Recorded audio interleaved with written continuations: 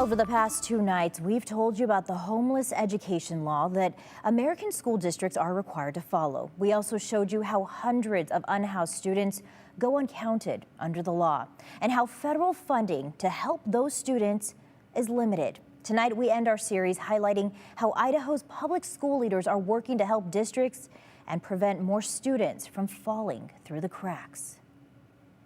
Oh, so it's just like opposite? Without safe and stable housing. Thought you guys knew. High school is even harder for Lauren Lopez. She's homeless and doesn't live with a parent or guardian. Ms. Miller. Notus School District's McKinney-Vento liaison Jen Wright supports Lauren and students like her. It's that daily grind of making sure that you're doing that job. I know Notus gives a couple kids some gas, like cards for like gift cards for the gas station to help them get to school if they drive. But the first step in helping them is identifying them. Right, as much power as possible. Having social workers that reach out to and being connected, that's also important.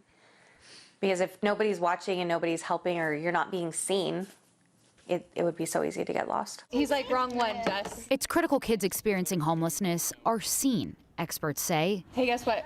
I smell onion rings. So we can grasp the gravity of the crisis. And so if we don't have accurate data, it's hard to find an appropriate solution for that. It falls on state education departments to enforce the homeless education law, to monitor districts, and determine whether they're complying with the law. Their success is our success. So we really look at, okay, this is where they're at. How can we give them the support and the training that they need to help inform them to improve? But a 2014 Government Accountability Office investigation found there's not adequate oversight of the program. And families, the federal government, and states don't have many options or the capacity to hold districts accountable. While experts say hundreds of Idaho students are likely falling through the cracks, data shows most districts in the state are doing a good job counting homeless students. We are beating the national average of identifying rates of homelessness. Emily Summer says more families report their houseless in housing questionnaires when confidentiality is promised and living situations are clearly explained. At some point, awareness needs to be raised for the qualifications. You don't have to be sleeping on a park bench or living in your car to be homeless, and that there are resources available that can help just help you along your way to bettering your situation. Food pantry.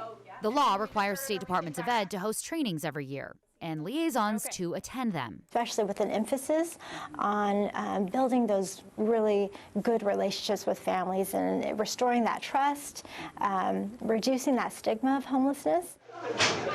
Summer says they're doing more in-depth trainings multiple times a year, which is key given the high turnover in liaison positions. We go through the signs of homelessness. And they go through how homelessness impacts student achievement. The needs of these children are very, very unique, and that they face unique challenges, and therefore it's really important for them to have these supportive services in place for them and to have them readily available.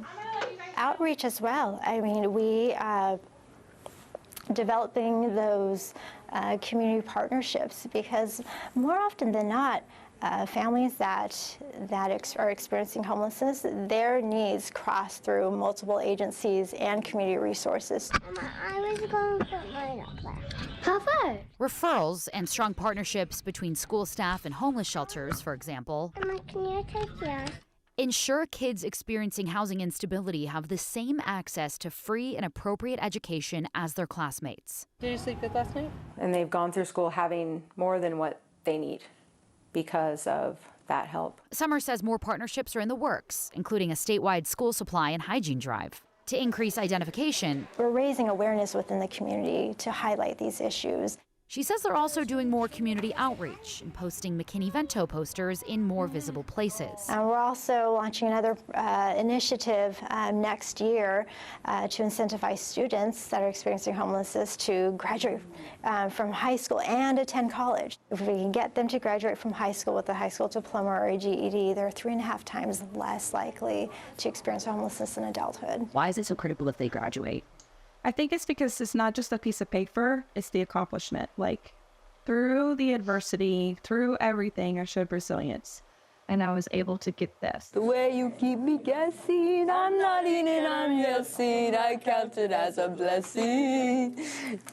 Sorry. And if they have adult mentors or a teacher or anybody in their corner, or cheerleader in their corner, just to remind them, like, you can do this. Life is hard, but look how far you've come, and look, these are some resources. As the number of homeless students rises in Idaho, people doing this work every day know They're all of our kids. investing in their lives helps break the generational cycle of poverty. And I think that's one of the issues here, is that a lot of times it's an invisible problem. That is one of the reasons why I'm in this, is because one, it makes a difference in their lives, and two, it's an issue that deserves some highlight. All I gotta say is, thanks, keep up the good work. And this was part 3 of our 3-part series, Idaho's Uncounted Kids. To watch our full series, head on over to our website, ktvb.com, or our YouTube channel.